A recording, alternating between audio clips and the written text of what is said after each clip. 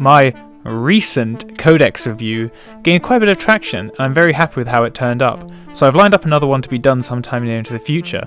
To tide you over and to remind you that I'm not dead, I'm quickly going to go over some revisions with the Ork Codex review. Some of the changes are going to be due to the leaked chapter approved points numbers. Let's start with the Squig buggy. It's on the edge of 2 to 1 stars. It still massively underperforms even at a 40-point drop. Now it's about on par with the booster blasters, having a more versatile but weaker weapons and 1 more wound. The biggest weakness of all the buggies is still their 4-up save and their high cost. They can't stay out far enough to be used like artillery, and they're far too squishy for their points to send them in close. The burner bomber lost 15 points from the Scorcher missiles, however I don't think they got out of the 1-star category. Without volume of fire, Ork shooting is just too unreliable. The Stomper should be at 1 stars from the review, I only put it there due to the fact they cropped up on one tournament list. It's still terrible, and even with its 50-point drop, it's more of an insult than it is an attempt to balance it. Consider that most knights have invuln saves, higher regular saves in the cases of the expensive knights, and a better ballistic skill to use their powerful weapons, as well as a whole book's worth of stratagems and factions. And then the Stomper costs double for only having a chance to heal every turn and roughly double the amount of wounds. It really doesn't add up, and the Stomper is definitely a 1-star unit. Captain Badruck and Flashgits are going to be bumped up to 3 stars. I saw them crop up in the competitive list a few months ago, and the Flashgits lost 6 points, which makes them much more reasonable 24 points. Point reduction obviously makes Flashgits better, which in turn makes Badruck better. I'm still not 100% sold on the culture of freebooters, but if you can get it working, the Flashgits are quite effective. The Booster Blast lost 20 points, which is very nice. This pushes it closer to the lightweight skirmish vehicle it's meant to be. I can see this being as high as a 3-star to be honest, although definitely on the low end. Knobs on Warbikes got a 5-point cut, putting them down at a fairer 33 points. Still, they're slightly too expensive and you're better off paying for Warbikers who are only down at 24 points.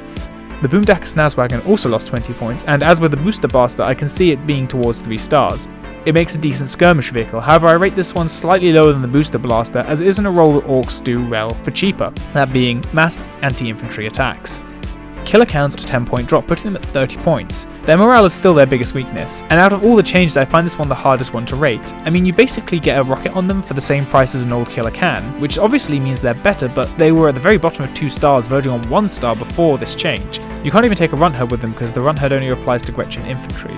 Burner Boys are a little cheaper now, and I can see them being a potentially good source of cheap AP. They could see some competitive play, however I'm pretty sure they're still a 3-star unit. The Shock Drum Drags lost 18 points, which is a nice buff for one of more expensive buggies. It's still pricey, but as one of the stronger buggies I can see it making more lists with this points cut. It still remains firmly in the 3-star category. The rockets on top really should be a weapon option, means it drops by another effective 12 points, meaning that it actually gains a listed value of 90, and it can be used as a medium range anti-tank weapon. The Scrapjet lost 10 points. As with the Dragsters, I wish that the twin big shooters were not mandatory on the vehicle, as that means you could drop it all the way down to 80 points. Having the twin big shooters as a weapon option would really push this thing into competitive viability, meaning you have an anti-tank, fast vehicle that can really get in the faces and even has a weapon in melee. Still 3 stars. Stormboys are going up to 4 stars. I forgot the key feature that makes Stormboys good, the fly keyword. This allows them to bash in flyers in the fly meta and get tricky to reach flying tanks. It's worth the extra points over commanders to do this, although it is dependent on the meta. The Death Dread going down by 10 points doesn't really make a huge difference. Most of the points in this thing come from the Dread weapons. The good news is the cheapest Dread you can make is now 65 points with all big shooters. It's still a 3-star unit though. The Big Mech and Mega Armor has gone down to 3 stars for reasons I'll explain at the end of the video. Knobs are down to 3 stars. A lot of the shenanigans you can pull off with the index have been put under the Legends label. Still a good unit with lots of weapon variety, just not as much as they had before. The Smasher Gun went up by a few points, Meg Guns are still viable, still 4 stars. Gorkanaut is down to 3 stars. I put a bit too much of my bias into this. It definitely is on the top end of 3 stars, however Orks don't do great with the large individual models. Alright, and that's all the list updates. There's a couple more pieces of good news with this edition of Chapter Approved. Firstly, we're getting a Big Mech with KFF entry, or at least its points values listed. This is great as it gives us back our cheapest way of getting a KFF on the board. Maybe there's a new model coming with Psychic Awakening, but even if there isn't, the Big Mech with KFF is in Chapter Approved and therefore is a legitimate option to take to tournaments and everywhere else. This is why the Mega Armored Mech fell down to 3 stars. There is another piece of good news. The Warboss on Warbike is making a return in the form of its Forge World model. This is good as most tournaments and places are more accepting of Forge World models than index entries, and most of them are quite underpowered. However, the Orks having Warboss on Warbikes not only brings back a powerful option that was used a lot from the index, but also brings back a lot of the old Warhammer style, and bikes. I'm going to give a quick channel update at the end of this video. I've got 2 more videos in the works once this is released. One of them is the Codex review for another army that I own, and the other one is not really Warhammer related at all.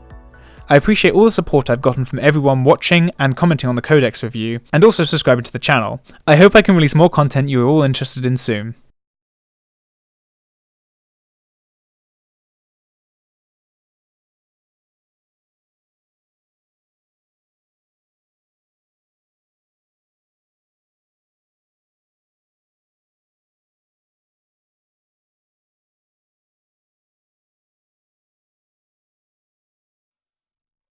Oh,